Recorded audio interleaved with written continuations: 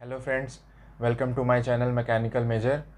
Basic info की series में friend ये ब्रेकिंग न्यूज़ आप लोगों के लिए आ रहा है। जितने भी हमारे एसएससी एग्ज़ाम्स प्रिपेयर कर रहे हैं, नॉट ओनली जो जेईज़ का एग्ज़ाम है, बाकी जो भी एग्ज़ाम प्रिपेयर कर रहे हैं उनके लिए एक लेटेस्ट न्यूज़ आई है। जैसे कि अपनी साइट पे डिस्प्ले किया है, देख सकते हैं आप लोग साइट पे। इसमें क्लियर कट दिखा हुआ है फ्रेंड, जो पिछला एक आप लोगों का रिवाइज डेट आया हुआ था, ठीक है। ड्यू टू कोविड-19 उन्होंने जो एग्ज़ाम्स मार्च में होने वाले थे, जो इस साल का कैलेंडर था, उन्होंने थोड़ा सा पोस्टपोन किया था। अभी वही अगर हम देखते हैं तो वो डेट फिर से रिवाइज्ड हो चुकी है, ठीक है। तो उसी रिवाइज डेट और आपके प्रिपरेशन स्ट्रेटजी से रिलेटेड वीडियो मैं आप लोगों के लिए प्रिपेयर कर रहा हूँ, तो वीडियो को लास्ट तक देखिएगा। जो भी चैनल पे नए हैं वो चैनल को सब्सक्राइब करके बेल का आइकन जरूर पुश कर दे, तो आने वाले जो भी अपकमिंग वीडियोस हैं वो जल्द से जल्द आप तक पहुँच जाएंगे। तो स्टार्ट करते हैं फ्रेंड्स। यहाँ देख सकते हैं आप लोग, एसएससी ने एक नया नोटिफिकेशन आज 21 जुलाई को इशू किया है, ठीक है। 21 जुलाई 2020 को इवनिंग पे नोटिफिकेशन आया है कि जो आप लोगों के एग्ज़ाम डेट्स थे, ठीक है, इससे पहले भी एक रिवाइज डेट आप लोगों को मिला था। अगर स्पेशली मैं एसएससी जेई एग्ज़ाम की बात करूं तो वहाँ पे आप लोगों को 1 सितंबर टू 4 सितंबर का एक स्लॉट मिला हुआ था जिसमें आप लोगों का एग्ज़ाम होता, ठीक है। बट वो भी डेट अभी ड्यू टू कोरोना का इशू बहुत इंक्रीज़ हो रहा है, उस वजह से उन्होंने एग्ज़ाम को और कुछ डेट के लिए पोस्टपोन किया है। अगर आप लोग देख सकते हैं वो डेट आप लोगों को एक न्यू डेट जो मिल रही है, वो मिल रही है आप लोगों की 27 अक्टूबर 2020 टू 30 अक्टूबर 2020, 27 अक्टूबर से 30 अक्टूबर तक ये नया डेट आप लोगों को मिला है, जो भी हमारे जूनियर एग्जाम के लिए प्रिपेयर कर रहे हैं। बाकी भी एग्जाम्स का डेट आप लोग देख सकते हैं फ्रेंड, यहाँ पे पोस्टपोन्ड हुआ है। कोरोना का इशू बहुत ज़्यादा ही इंक्रीज़ हो रहा है, गैदरिंग अलाउड नहीं है, कई कई स्टेट्स में लॉकडाउन हो रहा है। शायद इसी वजह से गवर्नमेंट ने एक नया कहना चाहिए कि स्टाफ सिलेक्शन कमीशन ने नया डिसीजन लिया है कि एग्ज़ाम डेट्स को कुछ पोस्टपोन कर सकते हैं। अगर देखते हैं फ्रेंड्स कि अभी भी जिस तरीके से इश्यूज़ और जो हमारे केसेस हैं कोरोना के वो इंक्रीज़ हो रहे हैं, आप लोग मान सकते हैं कि ये भी टेंटेटिव डेट है, ठीक है। लास्ट वाला भी डेट जो आप लोगों को था वो भी एक तरह का टेंटेटिव डेट ही था, मैंने ऑलरेडी वीडियो पे बताया हुआ था।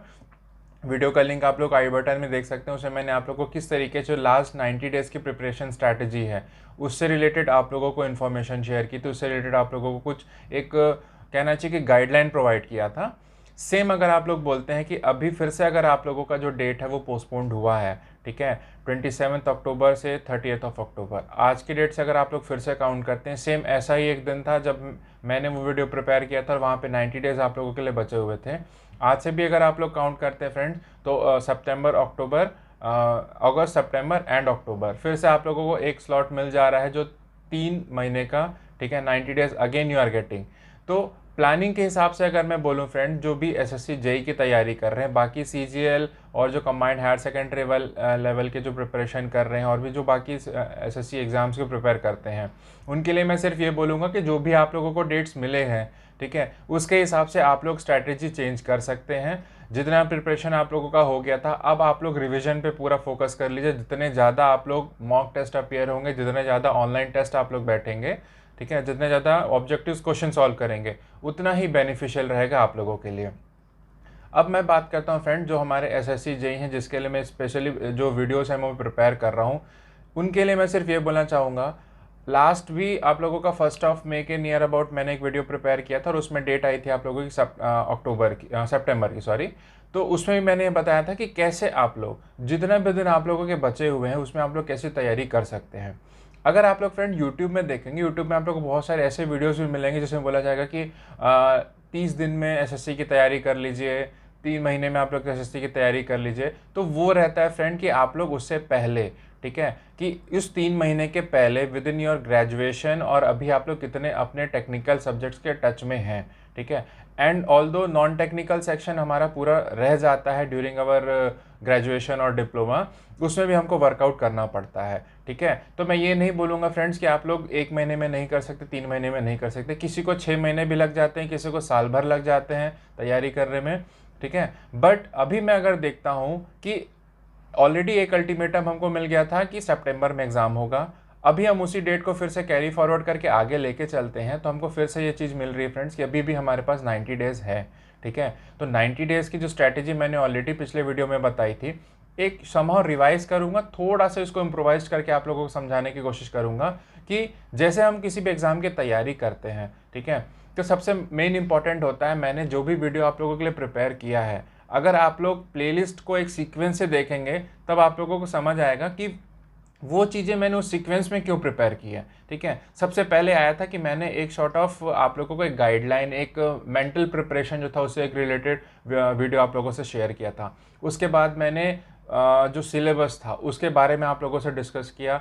आफ्टर देन मैंने बुक्स और उनके रेफरेंस बुक्स जो थे, टेक्स्ट बुक जो थे, ऑब्जेक्टिव्स थे, उसके बारे में आप लोगों से वीडियो शेयर किया था। ठीक है, तो बेसिकली फ्रेंड्स, अगर हम किसी एग्ज़ाम की तैयारी करते हैं तो ये 3 टूल्स जो हैं जो सबसे पहले हमको वर्कआउट करना है।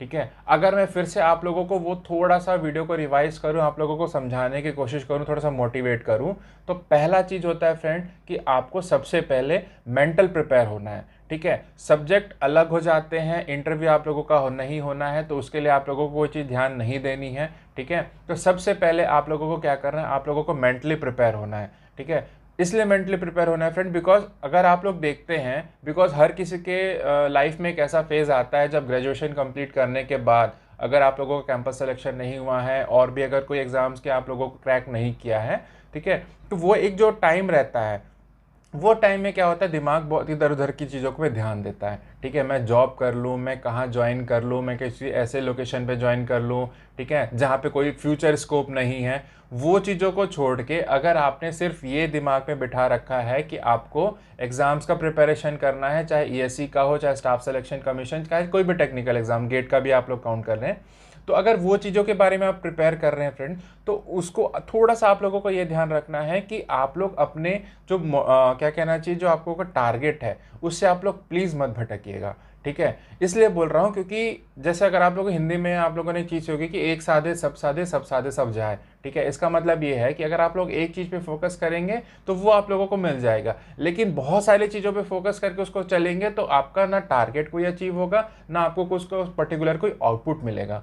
ठीक है, तो इसके लिए सिर्फ मैं एक ही चीज़ बोलना चाहूँगा कि अगर आप लोग माइंडसेट बना रखे हैं कि मुझे टेक्निकल लाइन में प्रिपेयर करना है, तो सिर्फ आप लोग इसी चीज़ पे ध्यान रखिएगा। ठीक है, सेकेंड पॉइंट में आ जाऊँ, वो होता है जो मेरा सेकेंड वीडियो था, वो था हमारा सिलेबस में। ठीक है, सिलेबस मैंने बहुत ही डीप वे में, बहुत ही ब्रॉड वे में फ्रेंड्स उस वीडियो में डिस्कस किया है।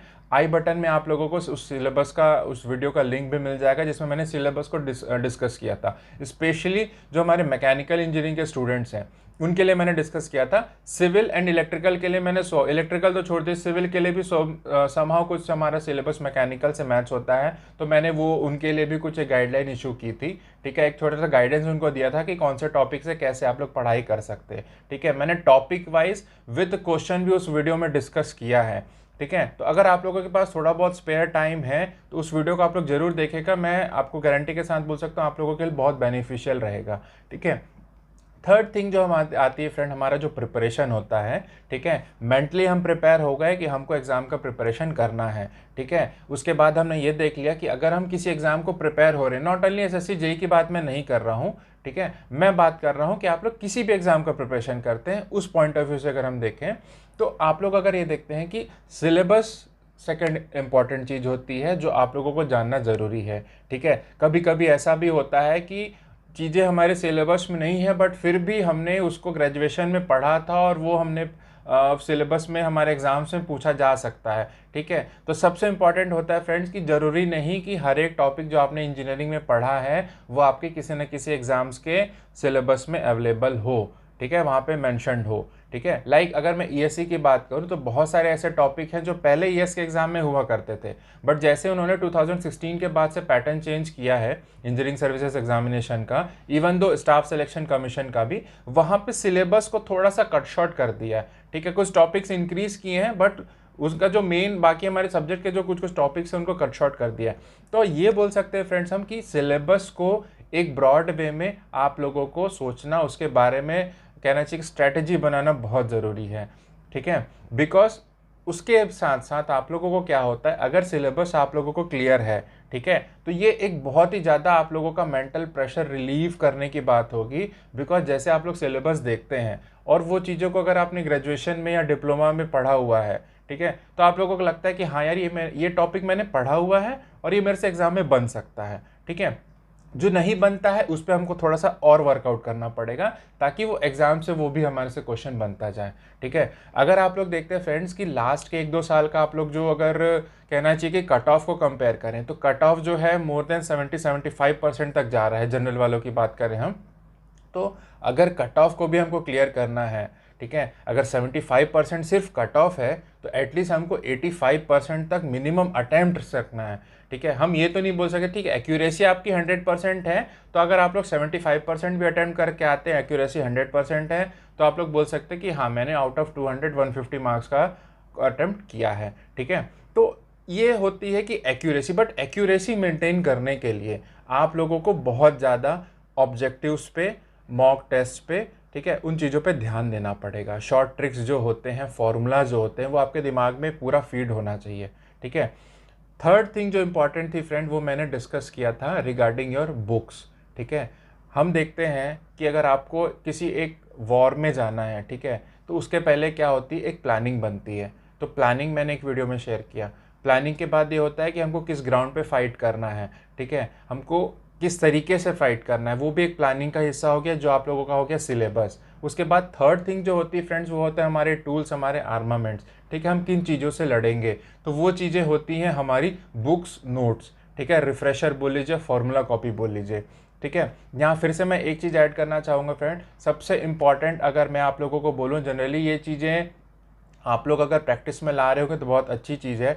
बहुत सारे कोचिंग इंस्टीट्यूट से आप लोगों को ट्रेन नहीं करेंगे, बट जो पैटर्न मैंने फॉलो किया था, ठीक है, अभी भी मैं उन चीज़ों को फॉलोअप करते रहता हूँ, रिवाइज करते रहता हूँ। तो वैसे एक चीज़ हमेशा मैंने बनाई है कि जब भी जो चीज़ मैं पढ़ाई करता हूँ, जो सब्जेक्ट को मैं लेके चलता हूँ, सपोज़ अगर थर्मोडायनेमिक्स हो, स्ट्रेंथ ऑफ मटेरियल हो, ठीक है, फ्लूइड मैकेनिक्स हो, जो भी सब्जेक्ट पढ़ रहे हैं उससे रिलेटेड आपको क्या करना है, उसके शॉर्ट नोट्स को आप लोगों को अलग से लिख के रखना है। एक तरह का हाइलाइटर उसमें आप लोग अप्लाई कर दीजिए, या रेड पेन आप लोग अगर नोट्स प्रिपेयर कर रहे हैं तो वहाँ पे वेरियस जो आपके पेन्स होते हैं, ग्रीन हो गया, येलो हो गया, कलरफुल यूज़ कीजिए ताकि आप लोगों को अलग से समझ में आ जाए कि हाँ अगर मैंने इसको रेड में हाईलाइट कर रखा है तो उसकी वजह से आइदर वो बहुत ज़्यादा इंपॉर्टेंट है या वो बहुत की पॉइंट है। ठीक है, तो उसी से रिलेटेड मैंने आप लोगों को एक और जो थी चीज़ बताई थी रिगार्डिंग योर फॉर्मूला कॉपी। ठीक है, ये आप लोगों को शायद बाकी और कोई ना बताए, या कोचिंग इंस्टीट्यूट वाले जनरली चीज़ों को प्रेफर नहीं करते हैं, वो सिर्फ बोलेंगे आप लोग नोट्स पे चले जाइए। बट मेरा एक पर्सनल सजेशन, एक एडवाइस आप लोगों को ये रहेगा, फॉर्मूला कॉपी आप लोग एक जरूर प्रिपेयर कीजिएगा। वो रहेगा एक शॉर्ट नोट्स, एक शॉर्ट की पॉइंट्स आप लोगों का पूरे एंटायर सिलेबस का, जितने भी सब्जेक्ट्स हैं उनका। ठीक है, और वो कॉपी और वो जो हम रिफ्रेशर प्रिपेयर कर रहे हैं, फॉर्मूला कॉपी जो रहेगा वो सिर्फ आपको एग्ज़ाम डेट के 8 से 10 दिन पहले उन चीज़ों को सिर्फ रिवीजन के लिए आप लोगों को यूज़ करना है। ठीक है, देखिए फ्रेंड, 3 चीज़ें मैंने आप लोगों को एक्सप्लेन की। ठीक है, इससे रिलेटेड मैं आप लोगों को 1-2 चीज़ और ऐड करना चाहूँगा। अभी जो है प्रॉपर आप लोगों का पैटर्न जो है वो आप लोगों का ऑनलाइन एग्ज़ाम का है। ठीक है, तो ऑनलाइन एग्ज़ाम जैसे आप लोग देखते हैं कि अगर ऑनलाइन एग्ज़ाम आप लोग पढ़ रहे हैं, ऑनलाइन एग्ज़ाम अपियर होने जा रहे हैं, उसके लिए पहले आप लोगों को ऑनलाइन के हिसाब से आपको मेंटली प्रिपेयर होना है, मेंटली एंड फिजिकली। ठीक है, इससे क्या होता है कि अगर आप लोग एग्ज़ाम में बैठते हैं तो आपकी एक्यूरेसी मेंटेन रहेगी। ठीक है, आप लोग उतना एफिशिएंसी से वहाँ पे अपना क्वेश्चन सॉल्व कर सकते हैं।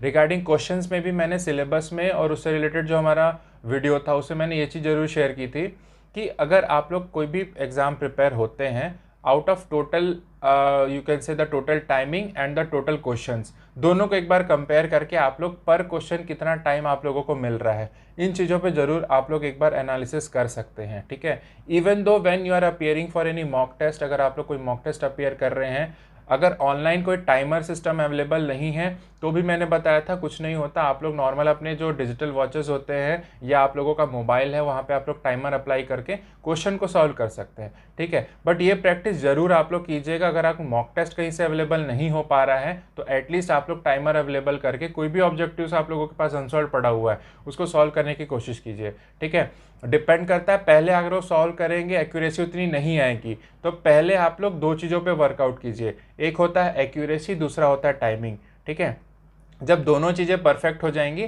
तब आपका कोई भी एग्ज़ाम, ठीक है। ऑल ओवर इंडिया कोई भी एग्जाम आप लोग अपीयर होते हैं वो डेफिनेटली आप लोग क्लियर कर लेंगे विद गुड मार्क्स, ठीक है। क्योंकि यहीं पे लोग फ्रेंड जनरली जितने भी अगर जिनको कट ऑफ क्लियर नहीं होता या प्रिपेयर मेंटली प्रिपेयर रहते हैं, सब्जेक्ट पूरा प्रिपेयर रहता है, एग्जाम्स में अपीयर नहीं हो पाते, उनका एक सबसे बड़ा और सबसे जो वीक पॉइंट रहता है वो यही रहता है कि उन्होंने ऑब्जेक्टिव्स को, मॉक टेस्ट को अच्छे से अपीयर नहीं किया है, ठीक है। फॉर्मूलाज को ध्यान नहीं दिया था, की पॉइंट्स उनके दिमाग में नहीं थे, वो उन्होंने पढ़ा जरूर था, बस उसको प्रैक्टिस में नहीं लाए थे। बिकॉज जब तक फ्रेंड्स आप लोग एक चीज़ को मेंटली सोच सकते हैं, जब तक आपके सामने, ठीक है, कोई अनसीन चीज़ें हैं, अनसीन चीज़ों को के बारे में जब तक आप लोगों को नॉलेज नहीं है पूरा, उनके बारे में आप लोग उसको कुछ एनालिसिस नहीं कर सकते, तब तक वो चीज़ें आप लोगों के लिए बहुत बड़ी बर्डन रहेगी, ठीक है। सेम होता है जो एग्जाम्स में, अगर आप लोगों के क्वेश्चन, आप लोगों ने मॉक टेस्ट बहुत ज़्यादा अपीयर किए, सपोज 50-60 मॉक टेस्ट आप लोगों ने अपीयर कर लिया, उसमें से अगर आप लोग 500-1000 क्वेश्चन भी बना लेते हैं, ठीक है, तो डेफिनेटली ये बोल सकते हैं कि उन 500-1000 क्वेश्चंस में से ही आपको एटलीस्ट 40-50-60 क्वेश्चन तो देखने को एग्जाम में मिल सकते हैं, ठीक है। तो वो क्या क्वेश्चन है, वो 50-60 तो आपसे बन ही जाएंगे। जो अनसीन क्वेश्चंस हैं उनके लिए आपका काम आएगा आपका फॉर्मूला कॉपी, आपके जो नोट्स और बुक्स हैं, ठीक है। तो इन चीज़ों पे आप लोग थोड़ा सा वर्कआउट अच्छे से कर लीजिए। मैं ये बोलूँगा फ्रेंड्स कि अभी भी सफिशिएंट टाइम है, जिन्होंने अगर 30-40% ही जिनका प्रिपरेशन हुआ होगा, अगर वो चाहते हैं कि उनका पेपर उन क्लियर हो जाए विद गुड मार्क्स, अभी से अगर वो तैयारी स्टार्ट करते हैं तो उनके लिए एक अच्छी अपॉर्चुनिटी है, वो एग्ज़ाम क्रैक कर सकते हैं, एसएससी जेईई एग्ज़ाम की मैं अगर बात करूं तो, ठीक है। अपार्ट फ्रॉम दैट कुछ मेरे टेक्निकल वीडियोस भी आए हुए हैं जिसमें मैंने सब्जेक्ट वाइज उन चीज़ों को कवर अप किया है विद ऑब्जेक्टिव क्वेश्चंस, ठीक है। आगे अभी मैं ट्राई कर रहा हूँ फ्रेंड्स कि कुछ आप लोगों के लिए अच्छे नोट्स अवेलेबल करके टेलीग्राम चैनल पे ऑलरेडी मैंने जितने भी वीडियोस बनाए हैं उनका जो नोट्स था वो वहाँ पे शेयर कर रखा है, जिनको भी चाहिए। Machine design strength of material अभी हमारा कंप्लीट हो चुका है, आगे थर्मोडायनेमिक्स स्टार्ट होगा, उसके बाद हम प्रोडक्शन में जाएंगे। तो थर्मोडायनेमिक्स का भी नहीं हुआ है, आपको strength of material and machine design ये दोनों सब्जेक्ट के नोट्स टेलीग्राम चैनल में अवेलेबल हैं, वहाँ पे जाके आप लोग पीडीएफ डाउनलोड कर सकते हैं, ठीक है। Last but not the least, सिर्फ एक ही चीज़ मैं एडवाइस बोल लीजिए फ्रेंड, या जो भी आप लोग समझना है समझ लीजिए। एसएससी जेईई अगर आप लोग प्रिपेयर कर रहे हैं, लास्ट ईयर से लेके जब से पैटर्न चेंज हुआ है, अनसॉल्व बनाना मत भूलिएगा जो लास्ट ईयर्स के पेपर आए हुए हैं, ठीक है। अपार्ट फ्रॉम दैट इस वीडियो के थ्रू मैं आप लोगों से एक और चीज़ शेयर करता हूँ कि I will try to prepare a short of you can say comparative of last 2 to 3 years paper, ठीक है। कौन से सब्जेक्ट, कौन से टॉपिक के कितने क्वेश्चन और कैसे आए हुए हैं, ठीक है। कहीं से आप लोग को अवेलेबल होता है, आप लोग डेफिनेटली उन चीज़ों को पढ़ सकते हैं, समझ सकते हैं, ठीक है। बिकॉज फ्रेंड हर एक चीज़ की एक स्ट्रैटेजी होती है। अगर आप लोगों ने सब्जेक्ट और प्रिपेयर कर लिया, फॉर्मूला प्रिपेयर कर लिया, बट आप लोगों के पास अगर ये मटेरियल अवेलेबल नहीं है कि हम अनसॉल्व को जो प्रीवियस क्वेश्चंस आए हुए हैं, कौन से टॉपिक से कितने आए हैं और हर साल कैसे कैसे ट्रेंड चेंज हो रहा है, अगर वो नहीं पता है तो ये भी एक तरीके का आप लोगों का ड्रॉबैक है, एक वीक पॉइंट रह जाएगा एग्जाम प्रिपेयर करने के लिए। वो मैं आप लोगों के लिए अवेलेबल कराऊंगा और before some days of the exam a short of guessing आप लोगों के लिए प्रिपेयर हो जाएगी। वो मैं लाइव सेशन पे आऊँगा, वहाँ आप लोगों को डिस्कस कर लेंगे कि इस टॉपिक में आपके ऐसे, अगर इस तरीके से आप लोगों ने प्रिपेयर किया है तो आप लोगों का एग्जाम क्लियर हो सकता है, ठीक है। तो आज के वीडियो में फ्रेंड मैं सिर्फ यही बोलूँगा, जो भी अभी आप लोगों ने एसएससी जेईई को पूरा प्रिपरेशन स्टार्ट नहीं किया है, चाहते हैं तो सफिशिएंट टाइम है, आप लोग स्टार्ट कर सकते हैं। ऑलरेडी नोटिफिकेशन देख सकते हैं आप लोगों की, आप लोगों का 27 अक्टूबर to 30 अक्टूबर आप लोगों का एग्जाम शेड्यूल्ड हुआ है। That is also to a tentative, ठीक है, टेंटेटिव है। इन केस अगर हमारा जो अभी कोरोना का जो एक बहुत बड़ा पैंडेमिक चल रहा है वो अगर उनका इशू केसेस नहीं इंक्रीज हुए, ठीक है, कंट्रोल में आया, तो मान के चलिए कि इसी डेट में आप लोगों का एग्जाम होना है। इन केस एग्जाम पोस्टपोन्ड होता है तब भी आप लोग इस डेट को 27 अक्टूबर का एक हफ्ता और ले लीजिए, 20 अक्टूबर को आप लोग डेडलाइन लेके चलिए कि आपको एटलीस्ट आपका पूरा syllabus with mock test and objective questions unsolved वो पूरा कंप्लीट करके रखना है, ठीक है। तो वीडियो जिनको भी अच्छा लगे फ्रेंड्स वो प्लीज़ वीडियो को लाइक कीजिएगा, चैनल पे नए हैं तो चैनल को सब्सक्राइब करके बेल का आइकन जरूर पुश कर दे, तो आगे आने वाले जो भी अपकमिंग वीडियोस हैं, चाहे बेसिक इन्फो के हो चाहे हमारे टेक्निकल सेशन के हो, वो जल्द से जल्द आप तक पहुँच जाएंगे। Thank you friends.